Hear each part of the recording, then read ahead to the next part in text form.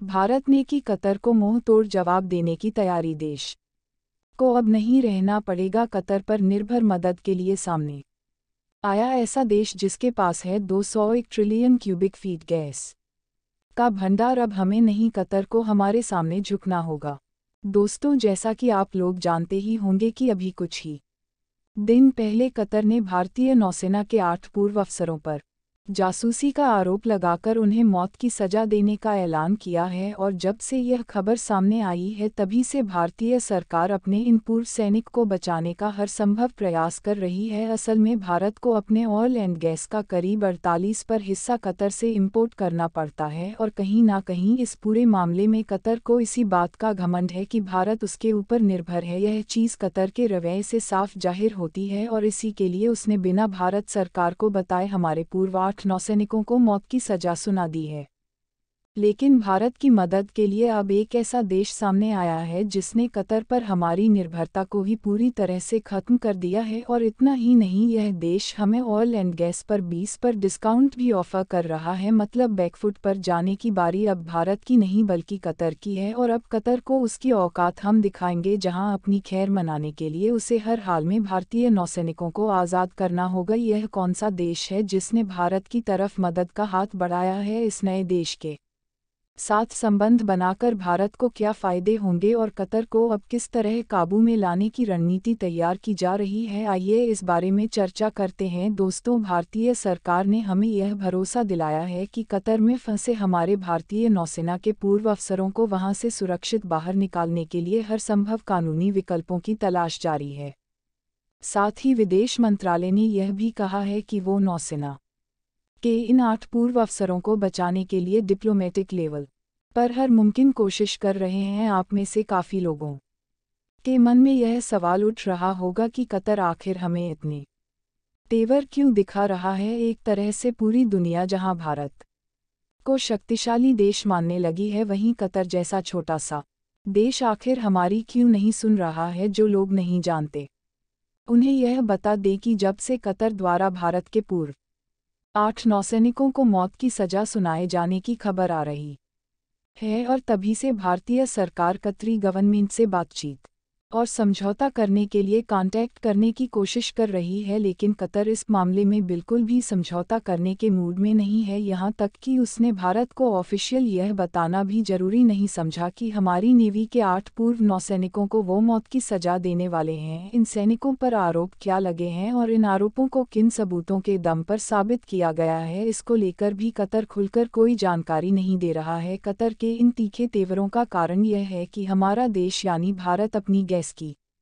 जरूरत का एक बहुत बड़ा हिस्सा कतर से इंपोर्ट करता है। यानी हम लोग गैस के लिए कतर पर निर्भर करते हैं और इसी का वह गलत फायदा उठा रहा है। असल में कतर के पास दुनिया का सबसे बड़ा गैस भंडार है। ऐसे में सिर्फ भारत ही नहीं बल्कि दुनिया के भी और बहुत सारे देश प्राकृतिक संसाधन के लिए कतर पर ही निर्भर करते हैं। यह गैस व तेल ही कतर की कमाई का मुख्य जरिया है। इसी को बेच कर यह आज काफ़ी अमीर देश बन चुका है। यही कारण है कि भारत के बार बार रिक्वेस्ट करने पर भी कतर इस मामले में पूरी तरह से अपनी मनमानी कर रहा है। कतर अपने मन में इस बात को लेकर बैठा है कि भारत उसके सामने मजबूर है, क्योंकि रशिया, यूक्रेन और इजराइल हम्स युद्ध में दुनिया के कई देश व्यस्त हैं और ऐसे में भारत के लिए गैस की सप्लाई किसी दूसरे देश से तलाश ही नहीं हो सकती है। लेकिन भारत ने पर्दे के पीछे खेल खेलते हुए कतर को उसकी सही औकात दिखाने का पूरा प्लान बना लिया है।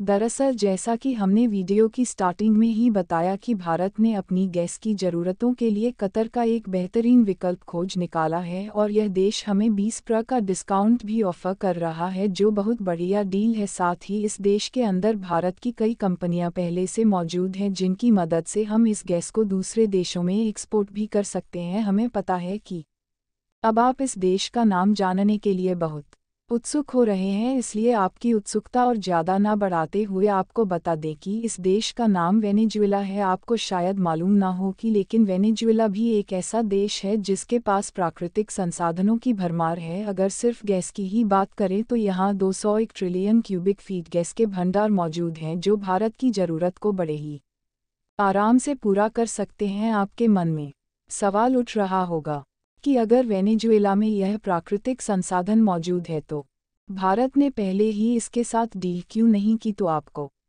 बता दें कि इसका भी एक उपयुक्त कारण है। दरअसल फरवरी 2015 के दौरान अमेरिका ने वेनेजुएला पर ट्रेड संबंधित कई प्रतिबंध लगा दिए थे। इन प्रतिबंधों के अनुसार वेनेजुएला किसी भी देश को अपनी नेचुरल रिसोर्सेस एक्सपोर्ट नहीं कर सकता था। इन प्रतिबंधों के लगने के कारण वेनेजुएला लगातार ह्यूमन राइट्स एब्यूज और पॉलिटिकल करप्शन था। इसके अलावा भी इसके कई ऐसे कारण थे अमेरिका को इस पर सैंक्शन लगाना पड़े।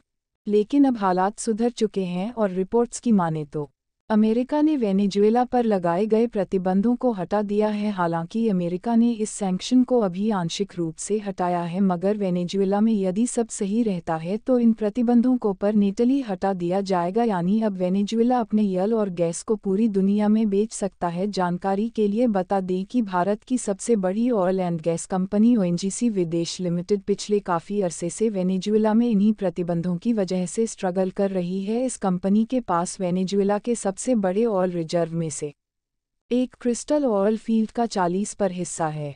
ओजीसी एक एक्सपोर्ट करने वाली कंपनी है, यानी भारत इसकी मदद से ऑयल एंड गैस को दूसरे देशों में निर्यात करके अच्छा मुनाफा भी कमा सकता है। साथ ही कंपनी के $500 मिलियन जो वेनेजुएला में काफ़ी लंबे समय से फंसे हुए हैं, उनको भी यह रिकवर कर पाएगी। भारत और वेनेजुएला के आपसी संबंधों की बात करें तो यह काफ़ी अच्छे रहे हैं, बल्कि इसी साल दोनों देशों ने अपने रिश्ते को सुधारने के लिए बात भी की थी। असल में भारत वेनेजुएला में मुख्यतः चावल और दवाएं एक्सपोर्ट करता है, और अब क्योंकि अमेरिका ने प्रतिबंध हटाकर भारत के लिए नए अवसर के दरवाजे खोल दिए हैं, इंडिया अब वेनेजुएला के साथ सिर्फ निर्यात ही नहीं, आयात भी जल्दी ही शुरू कर सकता है। यहाँ तक कि अमेरिका ने जैसे ही वेनेजुएला से सैंक्शन हटाया तो भारत ने पेट्रोलियम के लिए इस नए अवसर को बनाने के लिए तुरंत कोशिश शुरू कर डाली। असल में भारत के ऑयल मिनिस्टर हरदीप सिंह पुरी की तरफ से यह कहा गया कि देश वेनेजुएला के तेल की तरफ रुख कर सकता है अगर यह सस्ते में मिलता है तो, यानी अगर हम सब कुछ सही देखें तो पेट्रोलियम और गैस के लिए हमें कतर पर अपनी निर्भरता खत्म करनी ही होगी, और हम कर सकते हैं। और ऐसा होने पर हम कतर के साथ ज़्यादा बेहतर ढंग से निगोशिएट कर पाएंगे, क्योंकि फिर कतर के पास हमें दबाने का कोई पॉइंट नहीं रहेगा। यहाँ तक कि दुनिया के कुछ देशों को अपने साथ मिलाकर हम कतर की फाइनेंशियल पाइपलाइन भी काट सकते हैं,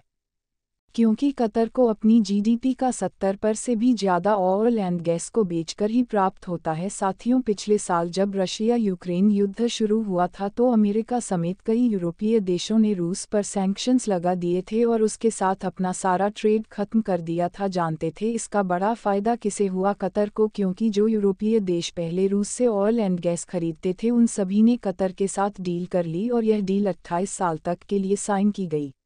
यानी कि कई देशों ने कतर से 28 साल तक लगातार ऑयल एंड गैस खरीदना स्वीकार कर